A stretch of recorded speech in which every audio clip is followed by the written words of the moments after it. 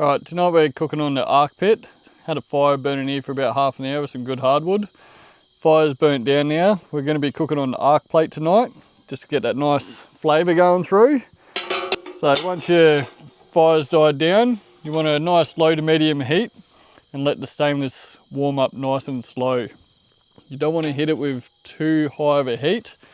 That way you expand the steel too quick and you'll get yourself into all sorts of trouble with burnt oil.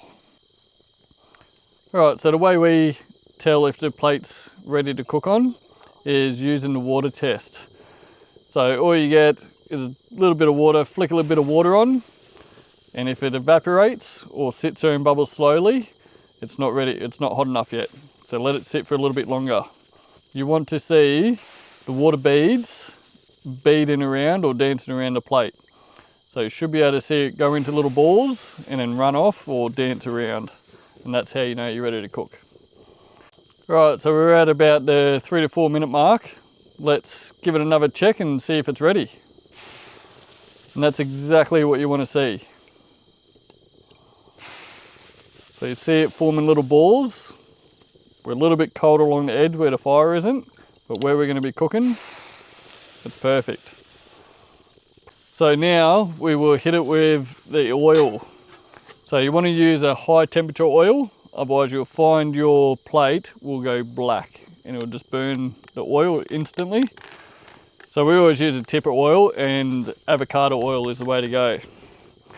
So tip a fair bit on, you should be able to see it shimmer and run around the plate really easy, it should glide. So just rub it into all the corners.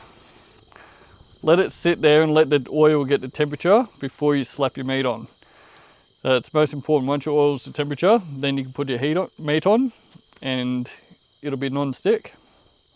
Right, oil's at temperature now. We've had our meat sitting on the table, so it's come up to room temperature. You really want to get your meat up to room temperature because as soon as your cold meat hits the plate, it will stick. So the warmer it can get, the better. It will stick as soon as you put it on. As you'll see here, if I can grab it.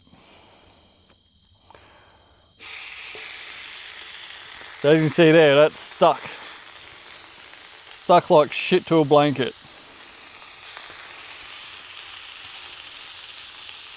So once this is ready to turn, it'll tell us when it's ready to turn.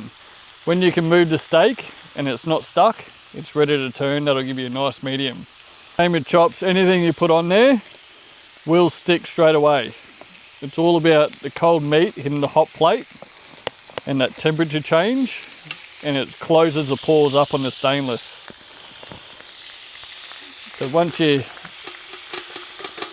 stainless and the meat gets to the same temperature, it will open back up and ready to flip. Alright, so it's been a couple of minutes. All you want to do is just give it a little wobble test. If it's moving like that freely, it's ready to flip. That's the plate telling you. I'm ready to flip. You'll get a nice crisp, even crisp feel on your steak when you're doing stainless steel cooking. So anything that's free moving is telling you it's ready to flip. You don't even have to be a good cook. How easy is that? Stainless steel, when you're cooking with it, will tell you when to flip your meat. And that's when you know when it's going to have a perfect crisp on it, nice and even all the way around. Alright, so we've got our steak resting before we cut it up and eat it. So we just put a bit of water on a plate, and this is the best way to clean stainless. Get that steam going and it'll just come straight off. Any sticky mess you got, comes straight off. This plate's cooled down quite a bit now and it's still coming off like new. So do this before you eat when you can, and it'll just make your life easier.